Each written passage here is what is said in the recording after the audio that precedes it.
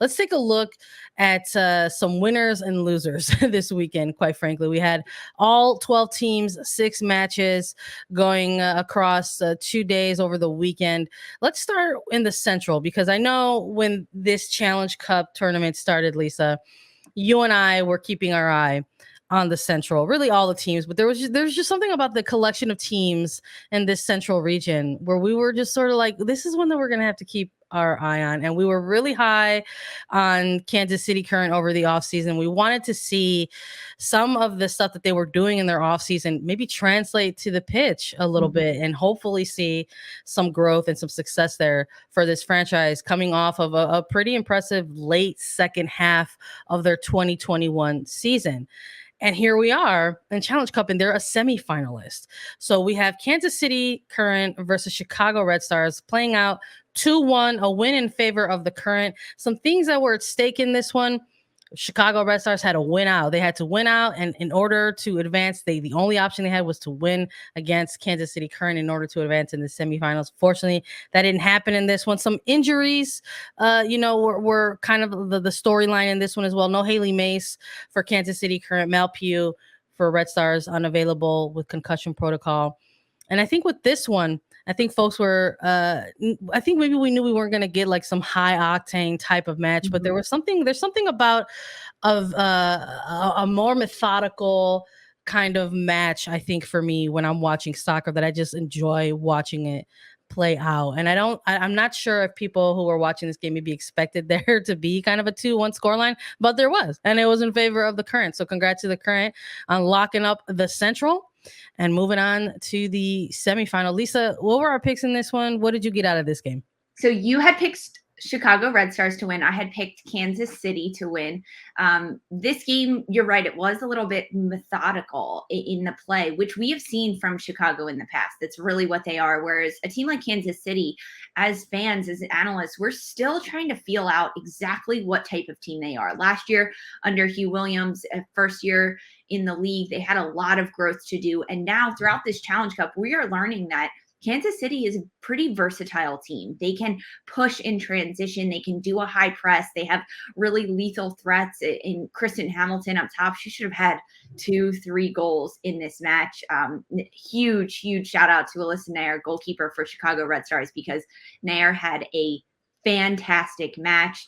What injury? No injury. She has come back stronger and better than ever. 5 saves for her in this match. As I mentioned, Kansas City probably could have had 2 or 3 more goals if it wasn't for Alyssa Nair in goal. Also interesting, the other goalkeeper, Kansas City, had Cassie Miller in goal, who former Chicago Red Stars goalkeeper, played a lot of last season due to Alyssa Nair's injury, traded in the offseason and gets her first minutes with Kansas City. I think Cassie Miller had a good performance as well, being in goal for Kansas City. This was first half and second half. The second half was much better for Kansas City, and it was a much better game in the second half overall. There was a little bit more intensity. That you could tell that these teams realized there was only 45 minutes left, and there was a lot on the line at this point. So it was 0-0, tied at halftime, and all the goals coming in the second half. Yes. Yeah, I think it was one of these games where it almost sort of felt like it got stronger, right? For both sides as the match went on there. Loved the kind of, I don't think people, again, another match where I don't think people anticipated this was going to be perhaps a goalkeeper's battle, but I loved watching this game from Alyssa Nair and Cassie Miller going head to head. I think that was one of the storylines coming out of this match versus going into this game. Alyssa Nair having a really good Challenge Cup for the Red Stars, and almost looking stronger and faster post her Olympic injury. Really good on the ball in terms of her distribution, and almost seems a bit quicker off her line. Maybe something to do with the different type of rehabbing and exercises that you do from an injury like that. But like you said, Cassie Miller as well, she pretty much was the starting goalkeeper for the Red Stars last year after Nair went out. So it's watching these two kind of go head to head, I thought was kind of an exciting component to come out of that second half. And I also just liked watching these two teams just get a run out there with who the personnel that they had. You had the Red Stars with a very hefty kind of IR, and then having a player like Haley Mace unavailable alongside someone like a Mewis or Williams that is unavailable for this match. I think I liked these two teams going head to head, playing their adjustments. Looking at their Challenge Cup as a whole, because for one team, the Red Stars Challenge Cup is done, and then you have the current who are going to be moving on. But I'm looking at these two teams and just sort of looking at where they were around this time last year. These two teams did not have a good Challenge Cup in 2021. We're talking bottom of the table, last and second to last in terms of how these quote unquote divisions were split up. Last year was just two. And even though it was just two groups, you had these two teams struggle in this Challenge Cup and not have we saw lack of ideas, lack of creativity, two teams that were struggling to sort of iron out their identity, I think, on the pitch. Yeah. It's not the case for these two teams going forward now in 2022. We obviously saw two different stories last year. We saw Kansas City continue to struggle, and the Red Stars end up going all the way to the NWSL Championship final. But to see these two teams kind of have these performances that they've had in this division out of this Challenge Cup, I think is very impressive. And I love that it came down to the final match to these two teams in the Central region. Me too, because this match was phenomenal. I mean, diving into the second 45 minutes of this game is when everything changed. Matt Potter for Kansas City made some substitutions. Alex Luera came on for Kansas City, replacing Izzy Rodriguez, who Rodriguez had a good first half, but it was just getting a different look.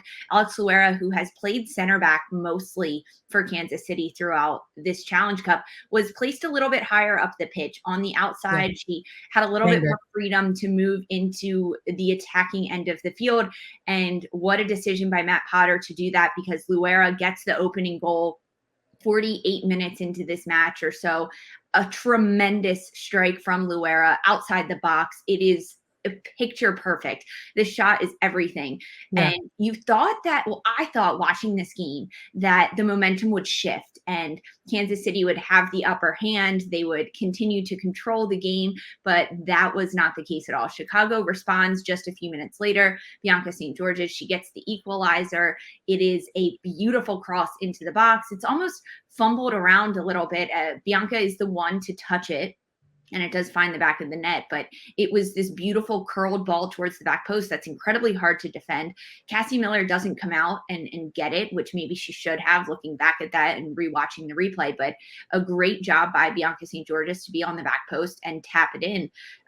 But Kansas City continued to shine. I think Kristen Edmonds had a fantastic game for Kansas City. We saw her in different parts of the pitch than we have earlier in the Challenge Cup, and we know that Edmonds can play everywhere. She saved a goal off the end line nearly. Yeah. It was with her head. Edmonds is just really fun to watch, especially when she gets going. But our chat's blowing up about this, Sandra, and I would be remiss if I didn't discuss Elise Bennett, because the Kansas City player in Elise Bennett, a breakout player. She has done so well throughout this Challenge Cup. Absolutely. She hasn't been a shining bright star. She's not getting huge goals. She's not super instrumental in the attacking plays. If we were doing hockey, it's the second assist. That's where Elise Bennett comes in. She's so instrumental in setting up the play that leads to the goal that happens. She ends up getting 2 assists in this match for Kansas City. This second goal coming from Kristen Hamilton in the 76th, 77th minute. But Elise Bennett, she did such a great job of owning this game as a rookie. Yeah. She really to herself. It almost felt like all of the work that she's been doing for this team prior to this particular match kind of finally paid off. Like, she was laying all of this groundwork to sort of have this type of moment in this type of game, walking away with the 2 assists versus some of the other games where we just saw her just relentless engine to just kind of keep working and working and working in terms of being able to kind of be part of this attack with Kansas City. But absolute breakout for me in terms of players that I'm looking for throughout Challenge Cup who kind of have utilized this tournament to make a little bit of a name for themselves. I enjoyed watching her play throughout this tournament. I'm excited to see what something like a semifinal environment is going to bring out of a young rookie like Bennett for the current. I think they're gonna need her obviously going up against North Carolina. And I'm sure we'll talk more about those individual matchups when we do decide to do our preview of that. But I thought this like a tale of two halves for this game. And I think people initially maybe in that first half thought it might not have played out the way that it did, but an exciting second half to kind of close things out here. Congrats to Kansas City locking up the Central region. Moving forward, we're going to stay in the Central region, quite frankly. It's all Midwest bias here right now at the top of the hour. Houston Dash versus Racing Louisville. This was a match that we didn't necessarily have circled or highlighted in terms of biggest matches to watch over the weekend. But some of the action that was coming out of this was pretty exciting. Houston Dash versus Racing Louisville, another match that had some key players missing in this one. No McDonald, no Olafson for Racing Louisville, so I was a little curious how this team was going to look. But we saw some end-to-end action going in this one. But the win goes to Houston to close out their Challenge Cup final 2-1 in this one, with the Dash taking all 3 points over Louisville. What did you see out of this game, Lisa? All the goals coming in the first half for this one. And honestly, the goals were goals. I mean, a goal is a goal. It's hard to score. Congrats to the players that are scoring goals. But all 3 of the goals that came in this match, 2 for Houston, 1 for Racing Louisville, were mistakes that the opponents capitalized on. The opening goal, Nichelle Prince nets this for Houston Dash, but it's a misplay out of the back by Racing Louisville. I don't know what Harris was doing. I don't know, what Bloomer was doing, playing this out of the back. Lester then tries to dribble around Nichelle Prince. That doesn't happen. Prince strips her and buries the shot. A great job by her. Then the second goal that was to came by Racing Louisville. Jalen Howe, we got to give her a shout out. The rookie for Racing Louisville. She gets her first goal. This was a set piece. It was this mistake from goalkeeper Harris in goal. And she tries to punch it out, but she doesn't get it cleanly. And it bounces to Howe's feet and Howe strikes it beautifully. So honestly, a second mistake there coming from the goalkeeper for Houston Dash. And then on the third goal that was scored, Houston getting the game winner, it was Louisville goalkeeper mistake. Jordan Bloomer, the rookie out of University of Wisconsin. Bloomer gets her first start. She gets her first minutes.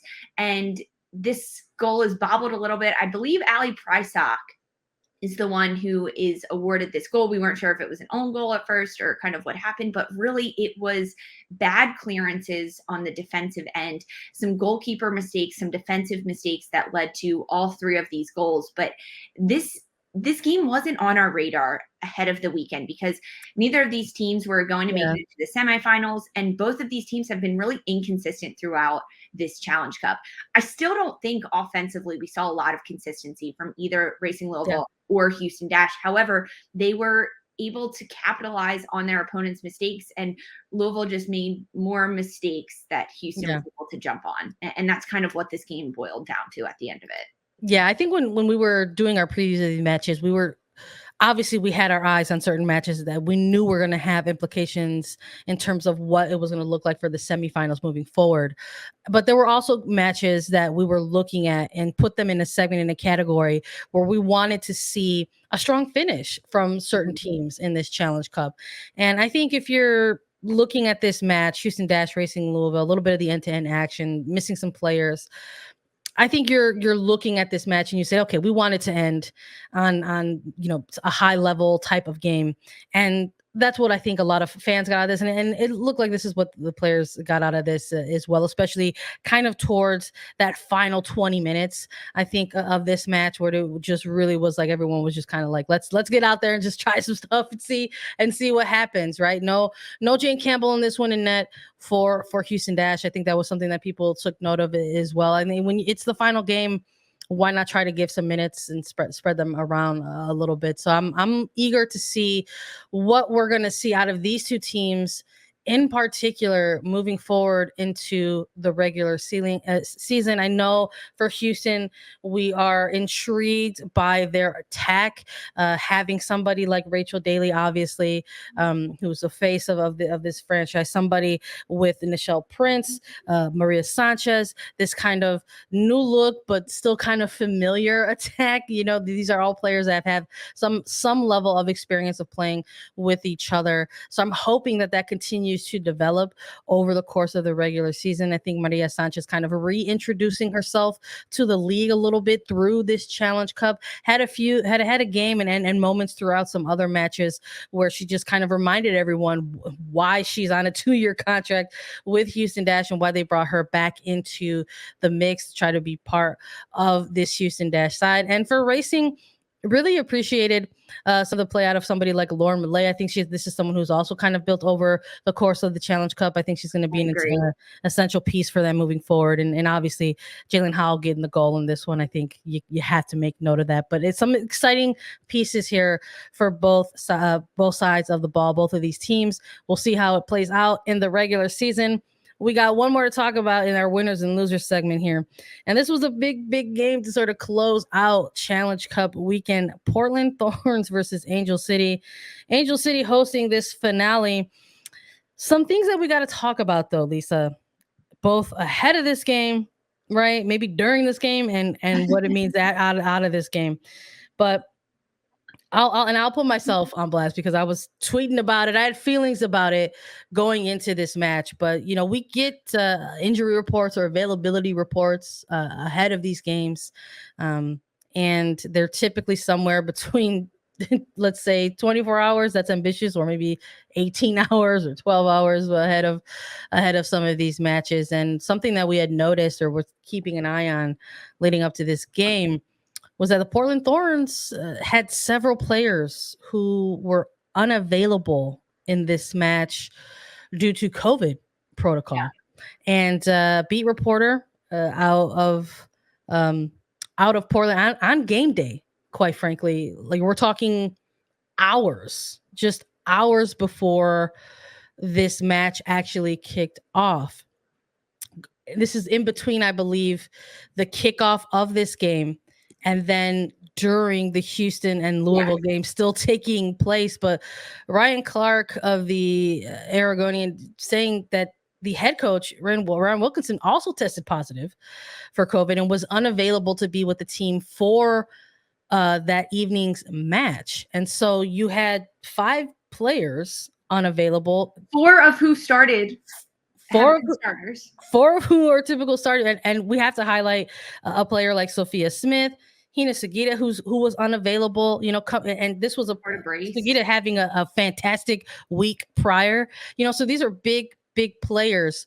And then you have a 6th person unavailable in a head coach. So it just didn't feel right to me. This is a very much I feel statement. These are Sandra feel statements or opinions. But I'm just kind of like, you have this many string of positives or cases and sort of reacting to this as if it's not an outbreak is a little bit, it felt a bit irresponsible to me. I just didn't feel good about it. I was like, I don't know if this match should be played, but I'm not the one that makes those decisions. I know there's a number of factors I'm sure that come into play in making this out. And I think obviously the level of the game probably had something to do with it, Lisa. The fact that this was one of the determining games that was maybe going to settle some things out in terms of the semifinalists. For Challenge Cup is ultimately why it got played. But when we're looking at the personnel available for this match, kind of diving back into the soccer aspect of it, we're looking at the starting lineups that get put out in this match, and you're looking at at least for me, I'm looking at the Thorns and I'm like, wow, that's still a pretty damn amazing starting lineup to have a little bit of showing off of the depth here. I agree. The fact that there were so many players under COVID protocol, the head coach being under COVID protocol. Now, yes, I think you could argue that it was still a group stage game in the Challenge Cup. It did have a lot of implications on it for Portland Thorns, but can this be rescheduled? Like, no, clearly no, and it didn't. It's giving me last year in the MLS Cup Conference Finals. Philadelphia Union, they played against New York City FC, and Union was out Andre Blake. Like 5 or 6 of their starters, their entire defensive unit was out due to COVID protocol. Yeah. They didn't reschedule the MLS Cup Conference Finals, and the Union lost that match. So I'm not still bitter about it. Yes, I am. Of course I am. Because when you're losing half your team and it's a conference final, hello, can we reschedule this? However, for Portland, going up against this team in Angel City FC, yeah, you're exactly right. The lineup for Portland was still incredibly impressive. They still had a lot of really, really influential players on the pitch getting starts that can do things. Rocky Rodriguez, Kelly Hubley, Emily Menges, Klingenberg, Pogarsh. They had at least like their defensive unit was Menges, Hubley, Rodriguez, Klingenberg, players that have consistently been in that back line. However, under Reen Wilkinson, we've seen a 3-back for Portland throughout this Challenge Cup, throughout the preseason. They switched to a 4-back in this match, probably due to personnel and what was happening in this match. And then also not having your head coach. So Mike Norris, the acting head coach, he's been with the Thorns. He has been with the Canadian women's national team. Just a lot of different moving parts in this match, especially for Portland. Janine Becky, the Canadian international, back in the NWSL, getting her first minute with Portland Thorns. But Portland looked lifeless a little bit throughout this match. And Angel City came out a little bit more energy, a little bit more fire in them. Time to talk about it, right? Time to talk about it. Angel City coming out here, the last match day for them, Challenge Cup, and going out there and picking up their first franchise win and doing it by playing spoiler a little bit. Portland Thorns, let's talk about some other things that were at stake in this one. Portland Thorns coming into this one at the very last game of Challenge Cup group stage. At this point, 5 other matches have taken place. Certain spots have been clinched for the semifinals. And for Portland, coming out of the West, they needed to get a win or a draw. They needed to result in this match in order to get a spot in the semifinals. Otherwise, Washington Spirit were going to sneak into that back door as the top number 2 seed, and they were unable to get the job done because we had Los Angeles running with the Angels, baby, getting their first win. Kristen Press getting her first NWSL goal. Did you think this is how it would happen? Angel City getting their first win over Portland Thorns, 2021 NWSL Challenge Cup champions with a penalty kick by Kristen Press. No, not at all. You couldn't have scripted Not at all. This is exactly, and this is why I'm hyped right now. I promise it's not just the caffeine in me this morning, because I'm still thinking about it. And I'm like, there was no way anybody had this written out. This is how, like,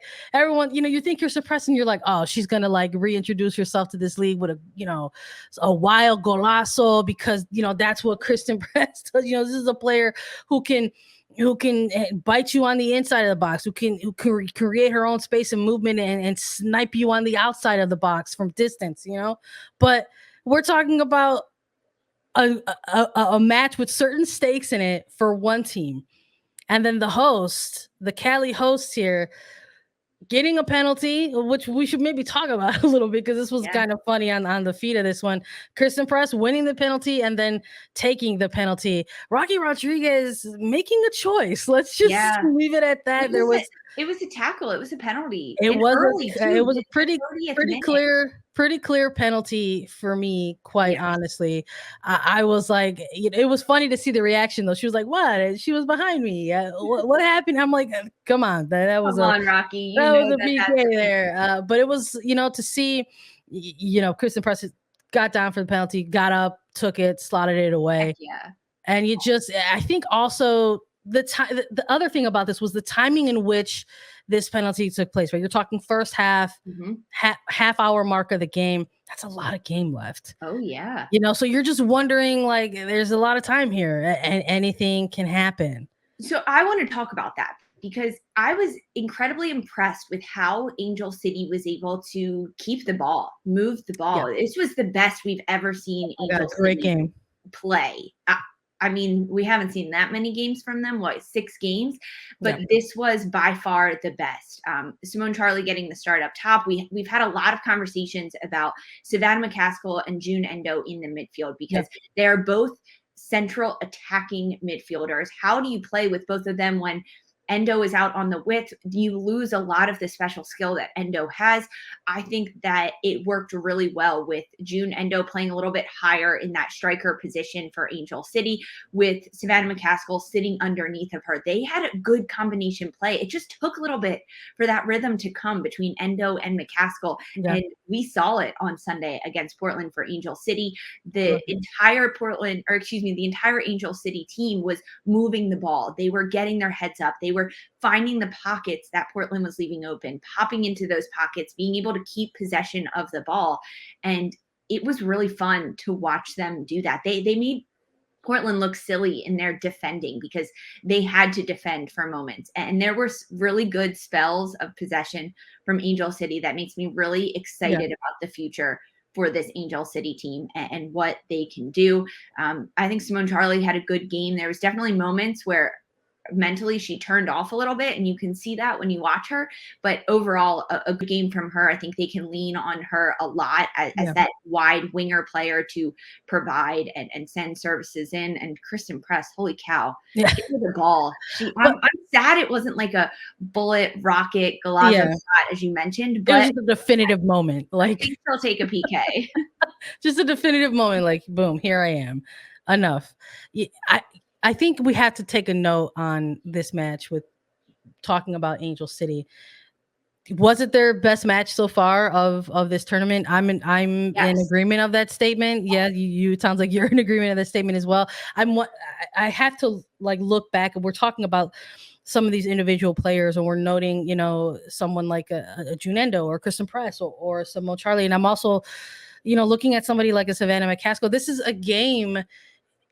This team had such a good game because we have to take note of that. We have to take note of the fact that maybe this franchise had their first win in such a good game because they had the personnel available to play in this game. We have to take note of that. I mean, that has also been a struggle for this team as they have been taking their first steps into the league. Savannah McCaskill unavailable at one point, picking up an early red card in early stages of group play. Kristen Press, unfortunately, unavailable last week. Simone Charlie, navigating an early season injury. There are moments throughout this Challenge Cup group stage where we saw Angel City just not at their maybe full strength, and that maybe came into play. And then seeing this type of game, I just was like, God, they're playing so well. And I loved when I saw the starting 11 drop and when I saw them line up, I was like, yes, Charlie, Endo, Press, front attacking line, give it to me, play it endlessly on repeat. I love this song. I hope we get to see it some more throughout the regular season because, quite frankly, towards the latter end of this game, an unfortunate moment in the match, Charlie picking up a knock. The body language on the stream did not look positive. She looked like she was, very much in pain and a little bit unhappy that she unfortunately picked up that knock and had to come off and be subbed out late stage in the game. We're talking maybe a few minutes just left in regulation. So I hopefully Charlie, it's just one of those things where it just maybe looked more painful or felt more painful in the moment and is not something that is going to be, lingering for her in the regular season. So we'll see what happens. Unfortunately, this one ends 1-0. Thought maybe there might have been another goal there for Angel City, but it was ruled off, unfortunately. And Portland Thorns going to be unable to defend their Challenge Cup title, the winners in 2021, and now kind of focus on the regular season moving forward. Fun match to close out group stage of the Challenge Cup.